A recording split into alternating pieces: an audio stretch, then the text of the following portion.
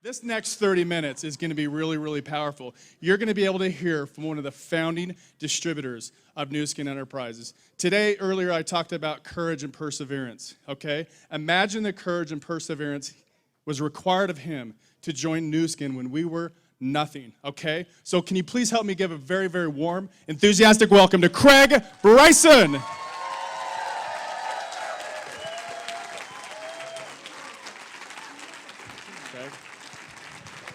All right. It's good to be here. In the one of the comments earlier, they talked about, that people can make more than the first distributor. I am the first distributor, So everybody in the business, everybody in this room is in my downline. And I've got to tell you, I really like that. I like it a lot. The opportunity that is in the business is tremendous. And I have been the recipient of the opportunity over the course of over 30 years. And what Matt said is correct. As I walked through the door when there was no company, I sat down in front of the phone, Craig Tillotson and I, when there were no distributors. And that it started from that first step, the same first step that everyone here has taken. The first step where you decided to do the business and you sit there and you're concerned about the fact that you don't know how to do the business, but you are motivated by the potential that you have seen and the potential that you have felt. And so you start, even though you don't know truly what you're doing. And so everyone faces that. Craig Tillotson and I faced that, and everybody in this room faced that moment, and we made the decision, and we had the courage to say, okay, I'm going to begin. I'd like to begin this presentation by having a little demonstration, but it's going to require that everyone stand up. Now, you need to get into your purses and in your pocket. I want you all to get out a coin.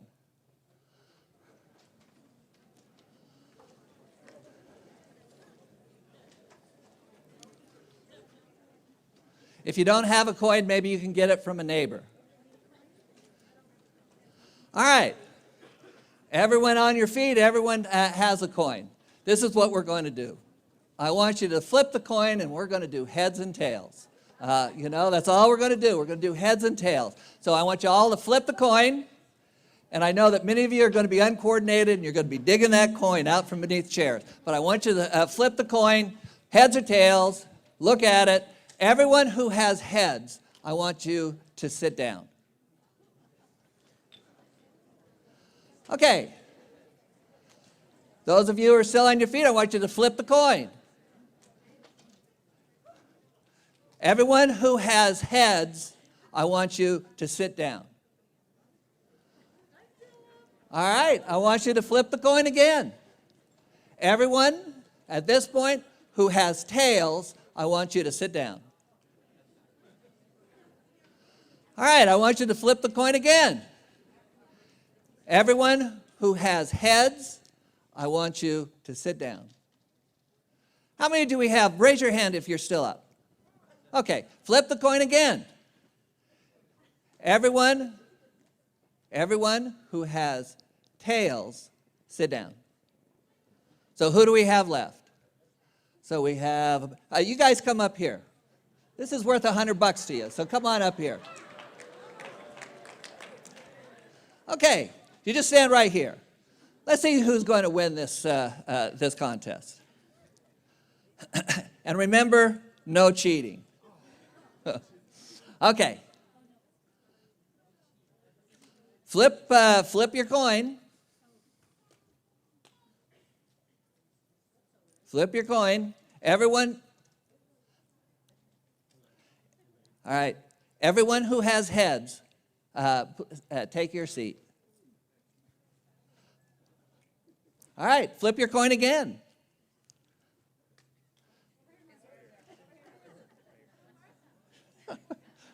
All right. Everyone who has tails, sit down. Okay. Flip your coin again. Everyone who has heads, sit down. Okay.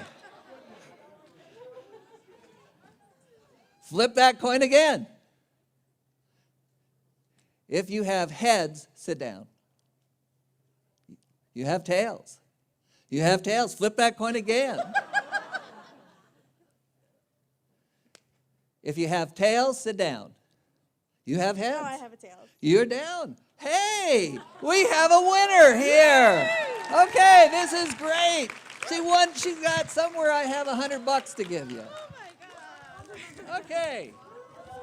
There you go. Thank you. Now I want you to tell me what skill you possess to win your $100. Well, I tried it. I tried the best I can. I don't know. I just flip it. Okay, she's struggling because she had no skills. You know, it's all luck. She won strictly on luck. That's what caused her success. That's what caused her $100. This is something that a professor at MIT in the graduate program in business for you can sit down, in the graduate program for business does in front of her class. And she does it for a point, and that is that for all the skills that it takes to be successful in business, there's also another ingredient, and that ingredient is luck.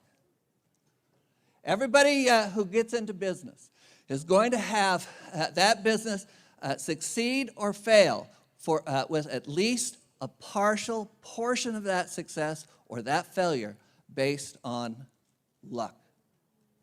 And the point that I'm going to make with this is that you are all lucky to be in the seats that you are in today. Because what is going to take place and what you're seeing in terms of the announcements that the company has been making and the planning that they've been going through over the course of the last year is that the company is going to make a transition into a modern company. It is going to take the deep breath and that they are going to go into the world of social media, into the world of technology. And the reason that they're going to do that is because it's being forced upon them to a certain extent by the macroeconomics of the world around us. And that because of the step they're about to take, the upside potential that exists for us in this room today have increased significantly.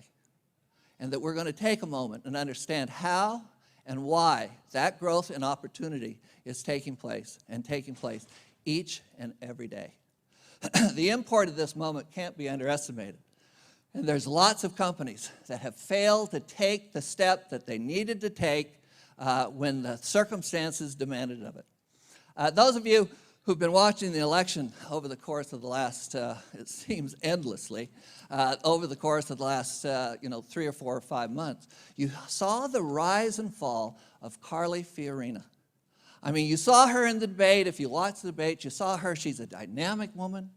She was a great debater. She has unbelievable presence and command of facts. And she put herself in this situation by making the claim that she was the president of Hewlett-Packard and that she created the largest personal computer company in the world. And that for a very short period of time, she had a boomlet where her success and her poll numbers started to go up until people began to look more closely at that success. And when they looked more closely at that success, they saw that there was a flaw in terms of what she was saying. Hewlett-Packard, while she was president, took over Compaq Computer, and they became the biggest personal computer company in the world. But they did it just as the steam was running out of the personal computer business. And so even though for a very short period of time it looked like a successful decision, over the next few years it showed itself to be a disaster where she then was fired by Hewlett-Packard. At the very same time, Steve Jobs regained the control of Apple. And Steve Jobs took Apple from a personal computer business and he plunged forward in the iPod. And the year that they introduced the iPod, Apple did $5.4 billion in business. They continued to grow through the life of the iPod, and when they introduced the iPhone, the year they introduced the iPhone, they did $24 billion. With the introduction of the iPhone and the iPod, They started to build out what a word that you're going to come to understand the power of. And they built a platform. Because off of the platform, that mobile platform, they started to do the app market. They started to engage in the music market. They did the iPad. And so they have moved along, and they now do $233 billion. And you look at these two moments. Carly Fiorina placed a bet on the past. And Steve Jobs placed a bet on the future. And that is what's taking place in Nu Skin today. Nothing less than that.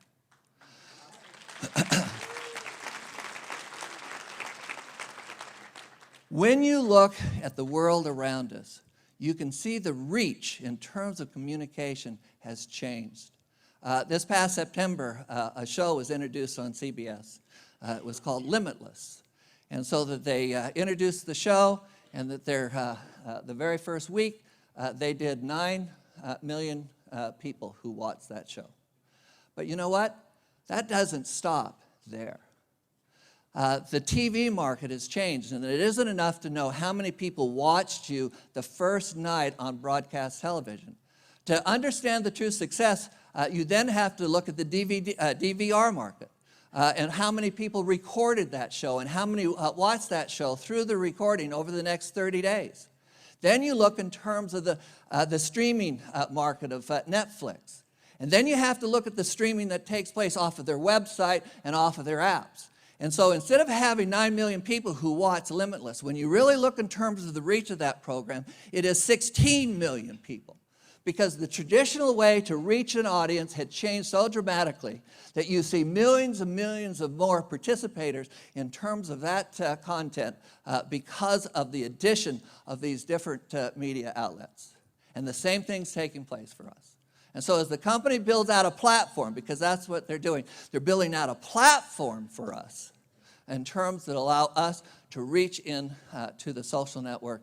And by that process, we can reach more people and have more influence and create more sales as the company organizes itself around selling through the web. And that makes us not a competitor with Amway or Mary Kay or any of these other direct sales companies. It makes us a competitor with the giants out there in terms of retailing. And we're a competitor with Amazon and other companies as well. And that means our upside potential is much, much higher. And if you want to see if this is true, you just have to look at the fingerprints of the company on the decisions that they're making. So what are they working on? They're working on bringing down the prices. We know that this is something they should be working. They're working on how to figure out to bring down the prices, because being competitive on the internet, we have to be competitive price-wise, do we not? They're working on free delivery, because to be competitive on the internet, we have to have free delivery, do we not? And so when you begin to look at that, you can see that if we want to create a successful place on the internet, we have to web our network out, and that network has to be bigger and bigger and bigger. And that's what they're announcing this weekend, is it not? If you add those things up, you begin to see the direction that they're going. And they're going in the directions that help us to become competitive on the internet with free delivery, with lower prices, and with some attributes in terms of helping us spread our networks and create our networks and make us more dynamic and create an environment where our reach is much larger than it is in terms of one-on-one reach. And that's great. That's great. So, what does this mean within the industry? How does this work? We are merely a portion of the macroeconomic environment of the United States. If you want to say to yourself that somehow direct sales sits separate and distinct from the environment, the macroeconomic of the economics of the United States, you're wrong. We are affected by what's taking place. We are not somehow a law unto ourselves. We are affected by what is occurring out there, and we have to appreciate what those macroeconomic elements are that either makes the business harder for us or makes the business easier for us. And there is no doubt that the social expansion that is taking place through social media is one of those things that will make the business easier for us. But it doesn't happen all at once. So let's take a look. There's a man by the name of Robert Solow, and he was an economist at the University of California at Berkeley.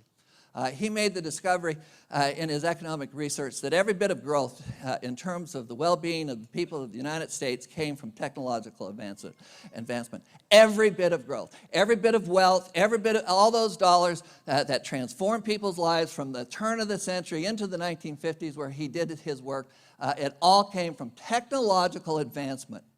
And that this is an important thing to realize.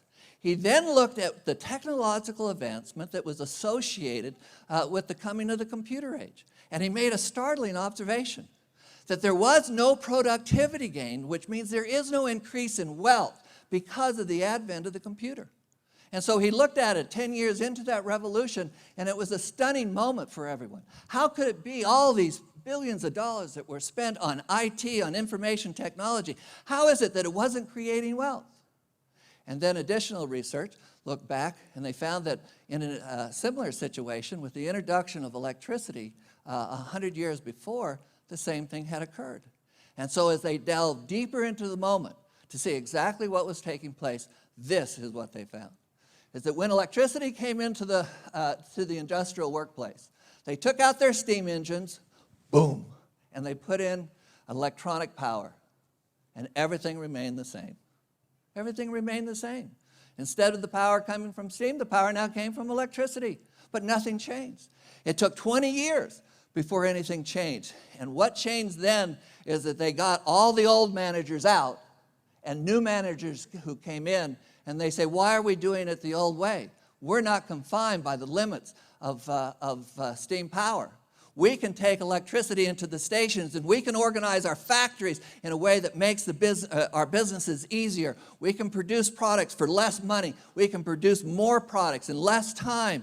And as a consequence of that, then productivity exploded and went up 3 times. And that means 3 times the wealth, 3 times the profits, because they took the advancement and they finally integrated into how their businesses actually work.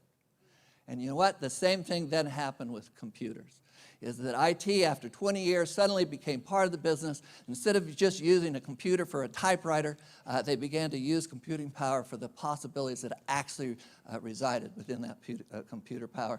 And their productivity exploded. And those people who did IT were tremendously more profitable than those people who did not. And so what does that mean to us?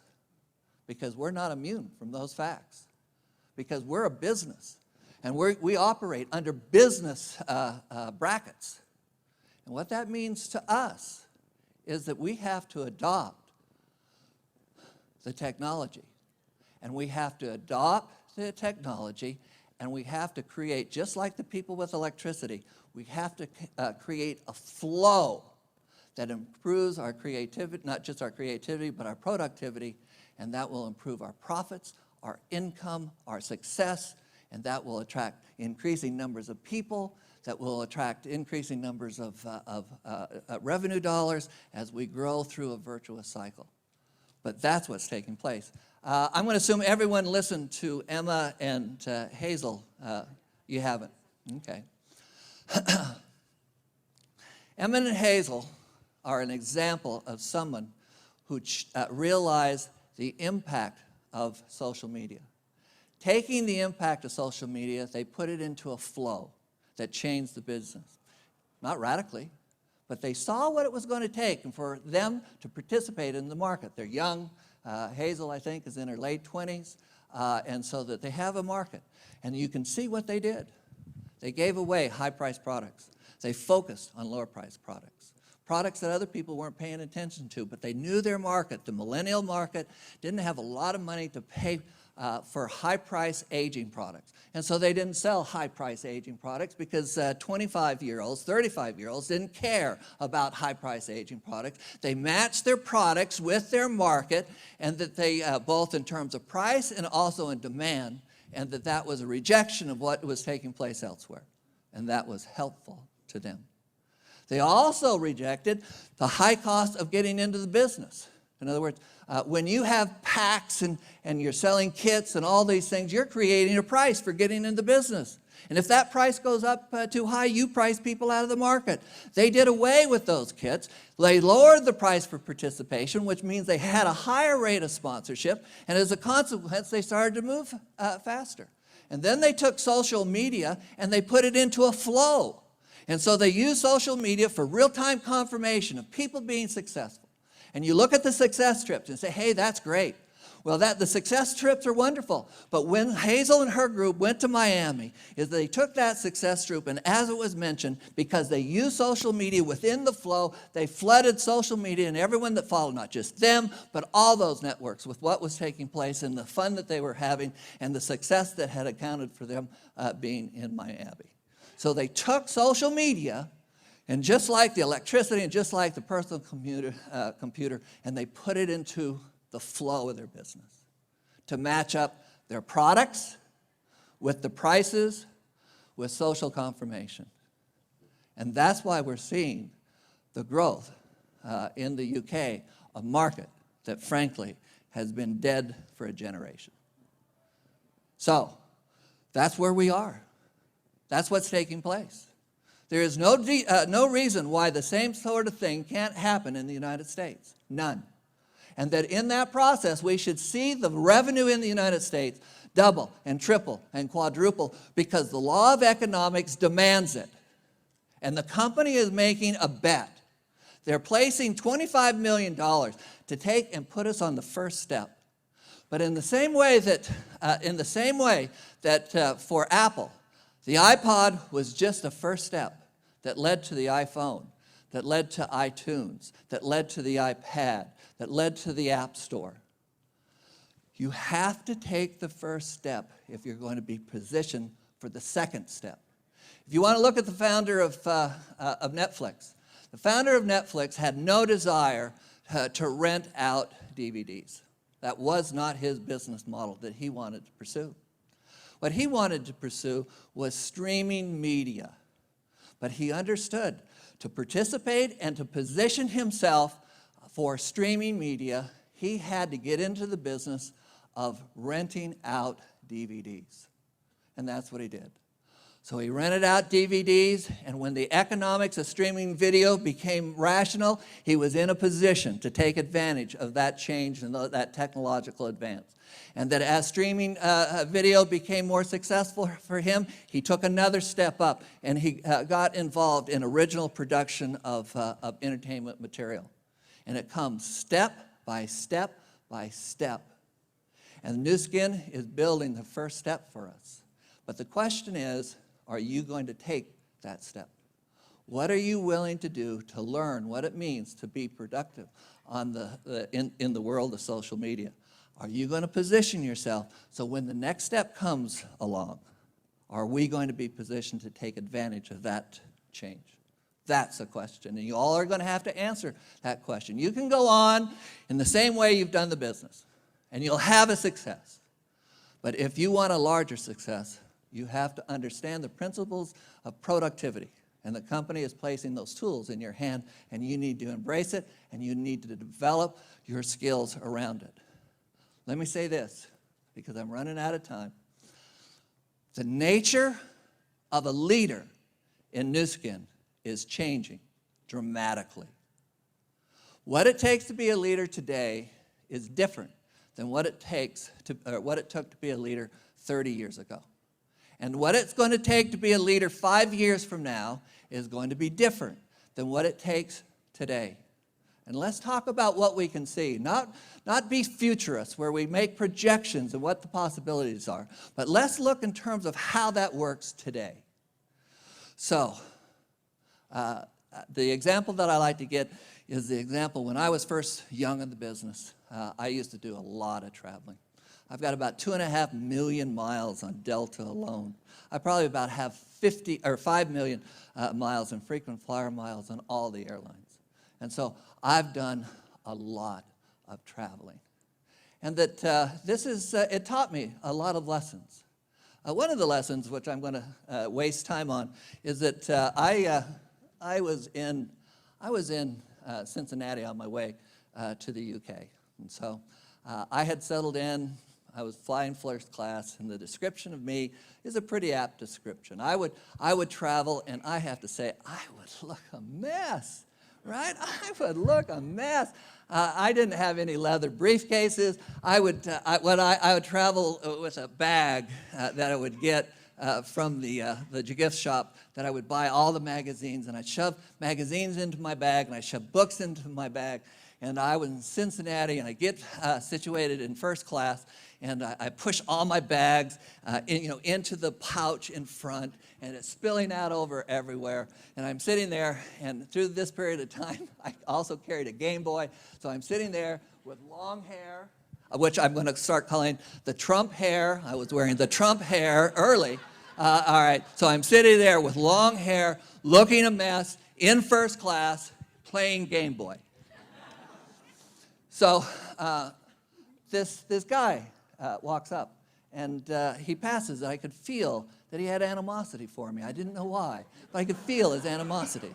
And that he goes up, and he sits his wife about two rows in front, and then he comes back, and he stands over me, and he looks down on me, metaphorically and physically. He looks down on me, and he says, "You're in my seat."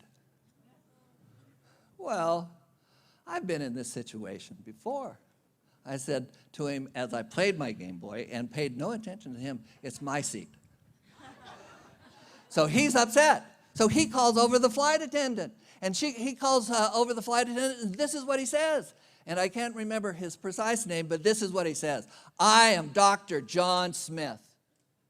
I am Dr. John Smith. And this man is in my seat. So the flight attendant said, "Can I have your ticket?" And so I give them my ticket, and the flight attendant goes off. And I go back to Game Boy. And I see his feet underneath me right there. And he's stamping his feet. He's got nervous tension. He's not happy. And he knows that he's going to win this, and they're going to come in. He probably suspects that they're going to bring the security to yank this guy out of his seat and drag him screaming off into the netherworld of the airport. But you see, I'm sitting there perfectly calm and relaxed, because at that point, I had over 2 million frequent flyer miles on Delta. When I would come back into the country, Delta would have a person who would greet me and who would take me through a special immigration and customs thing. And then they would put me in a cart and drive me to my next gate, because I was a valuable customer. And that he thinks they're going to go out and look and see that, when the tickets were purchased. Or they're going to go out and say, "Oh, Dr. John Smith is upset." He thinks because he's a doctor and he gets lots of attention when he's in his setting at the hospital, and you can hear him say those words, "This is Dr. John Smith, and I want you to do this," and everyone jumps. He thinks that's going to happen there in Delta, on that Delta plane, but he doesn't know that Delta and I are one.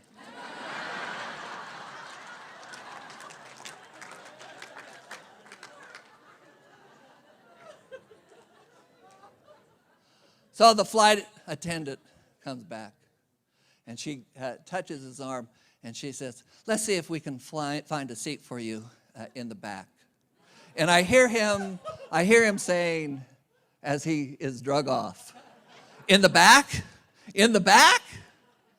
He didn't understand the situation he was in, because his situation had changed. And he didn't have full cognizance of how that situation had changed. He had assumed that his life was going to work like it always worked when he made reservations at the restaurant, and made reservations and worked in the hospital. This is Dr. John Smith, and everything, all those doors were going to open up. But he did not understand the environment that he was in. So, I want you to understand the environment that you're in. The nature of leadership is going to change. And it is represented in a figure. When I used to do that traveling, I had a travel agent, and she would do all the reservations for me. And I was a good customer to her, and she would take 5% of the hotel fees from the hotels I would stay in. And she would make all those reservations. It was a physical process. She'd call them up, and she would make those reservations. She'd get 5% for effort. travel agents have been destroyed, right? They've been destroyed by Travelocity and other such electronic connections. And so you look at that and say, I wonder how much they get. It's not a personal relationship. They probably get less, right? They probably get less than 5%. They probably get 2% or maybe 1%.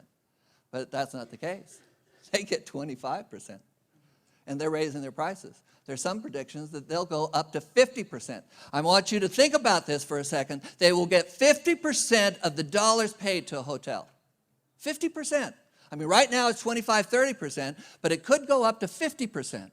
And they're not paying maids, they're not paying electricity, they're not doing any of those things. And you say, well, why? What is it that they're doing that is so valuable? And this is what they're doing, is that they're not adding, they're subtracting. If you do look for a reservation for New York City, you're going to get 4 to 5 million responses, and it's too much information to filter through. And so they're filtering it through to your tastes and your preferences and who you are. That's what they do. And they're charging increasing amounts of money, and they're incredibly productive. So, how does that mean for us? Let me tell you how this works. Is that right now a leader is a leader because you know things, you have expertise. And right now it's generally recognized that expertise is being killed. The internet is killing expertise. There's lots of businesses out there, people who have knowledge, and they sell that knowledge. But that knowledge no longer has any value in many places because that knowledge is available for free on the internet.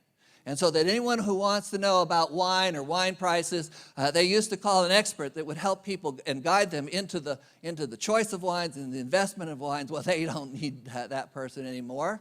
All they have to do is go on the internet and they can get the same information free instantaneously. And so all these businesses all over are being killed because the need for expertise is being destroyed. The same thing's going to happen with distributors.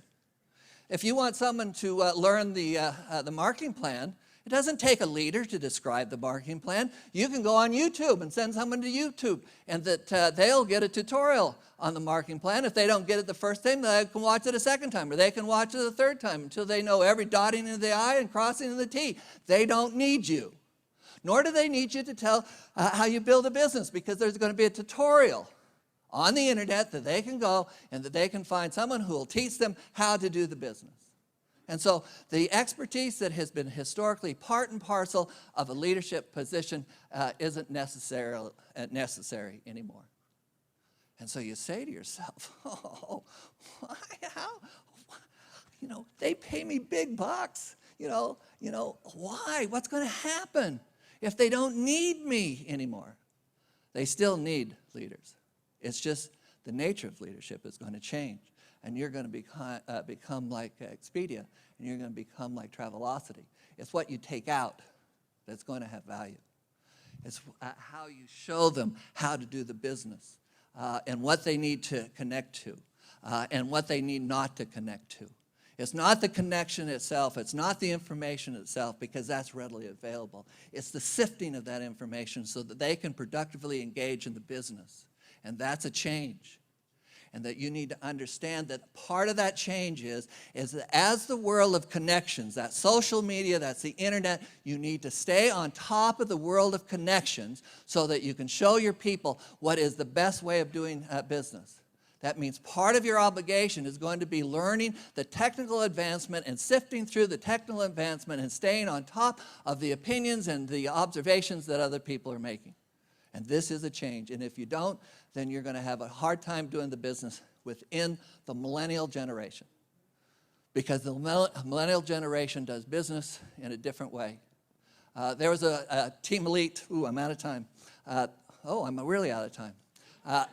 So there's a team elite who came to me, and she said to me, I hate working with the millennials. She says, you know, you have to teach them how to use the telephone. And you sit there and you say, you're misreading the moment. It's not teaching them how to use the telephone, because you're not going to teach the whole generation. You have to learn how to communicate within the demographic group, or you're not going to participate in that demographic group. And that's what is a responsibility for all of you. It's the nature of the change. And that's part of the responsibility of being a leader. A lot of things are going to be taken off your shoulders, but there will be other things that will be put on your shoulders, and you have to make the commitment to go forward and embrace the day. Because if you do, the opportunity is much, much bigger. I want you to think about the automatic car. Right now, Amazon is spending fortunes, hundreds of millions of dollars. They're going to deliver products through an automatic car, and they're going to have hour turnaround. You're going to place an order, and you're going to get a product from Amazon in an hour. I hate these guys. I hate these guys. But then you step back and realize automated cars are going to be everywhere. We're going to have them. And you know what that means? That you can take a social media order, you can put it in your automated car, and you can have it delivered within an hour. And what's going to take Amazon hundreds of billions of dollars in investment because of the decentralization of our business, because of the decentralization that is part of the people in this room, we are going to do the hour delivery as the automated car comes into the marketplace over the next 2 or 3 years, and that will be competitive with Amazon because we are decentralized. Maybe you don't understand the implications, what I'm saying. But the bottom line is this, is that we can be competitive in online activity. The company is organizing themselves around it. Technology is driving it forward, and we as distributors need to participate in that transition. And if we do, billions and billions and billions of dollars are going to be transferred into our hands. I appreciate your time. Thanks a lot.